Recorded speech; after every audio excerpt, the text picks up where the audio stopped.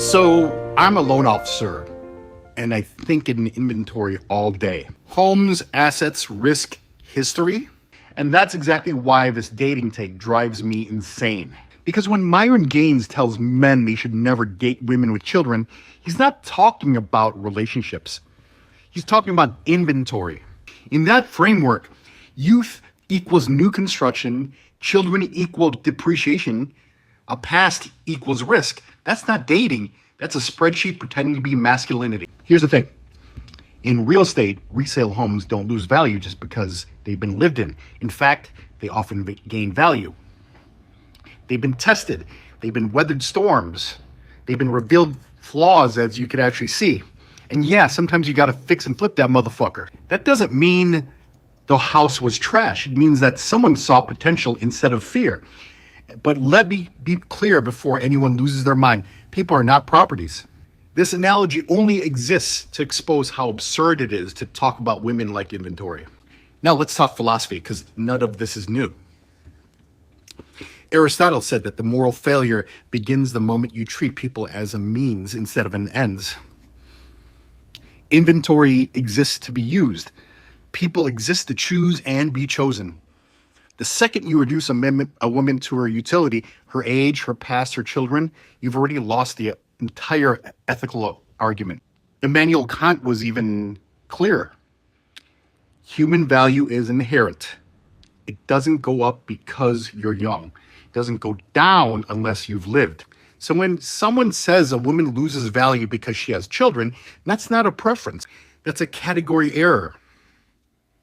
You're confusing taste with worth. And those are not the same thing.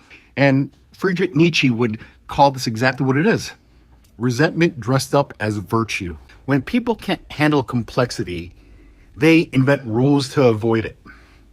They call those rules standards, and they don't have to admit that they're scared. Now let's talk reality. The part that podcasts hate.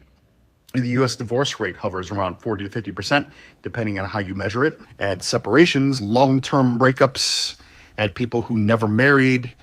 What you end up is pretty simple. A massive portion of Americans were raised at least part of the time by a single mother. So when Myron says men should never date women with children, he's not talking about a fringe group. He's talking about half the country. And that's where the math doesn't math. And I'll be honest with you. I'm writing a book about my mother. She was a single mother. So when I hear men talk about women with children like their inventory, like liabilities, like damaged goods, I don't hear standards. I hear disrespect for the kind of women who actually built lives. And yeah, he had a mother too. So did you, so did I. That logic would erase the very women who raised the men repeating it. I underwrite risk for a living, and when the half the market looks a certain way, that's not a defect. That's reality. Only someone who's never built anything real thinks experience lowers value. Everyone else calls it equity. Here's the part that people don't want to hear. A woman with children isn't lower value. She's already proven she can love. She's already sacrificed. She's already survived disappointment. She knows what manipulation looks like. She knows what commitment costs. She knows when to walk away. That doesn't make her dangerous. That makes her awake. If a man only could feel powerful when a woman has no past, no children, no boundaries, no standards, he doesn't want a partner.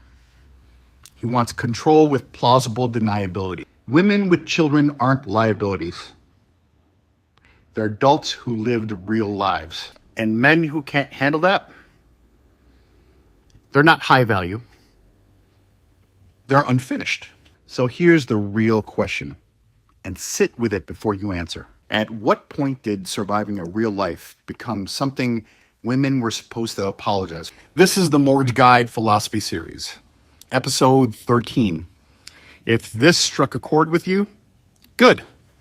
I want you to subscribe, because there's going to be more topics like this. If there's any other topics that you would like to talk about, please post them down on the comments. But thank you for watching. I appreciate all the people that have subscribed, and I will talk to you later. If you'd want more content like this, hit like, subscribe, and hit the bell for more.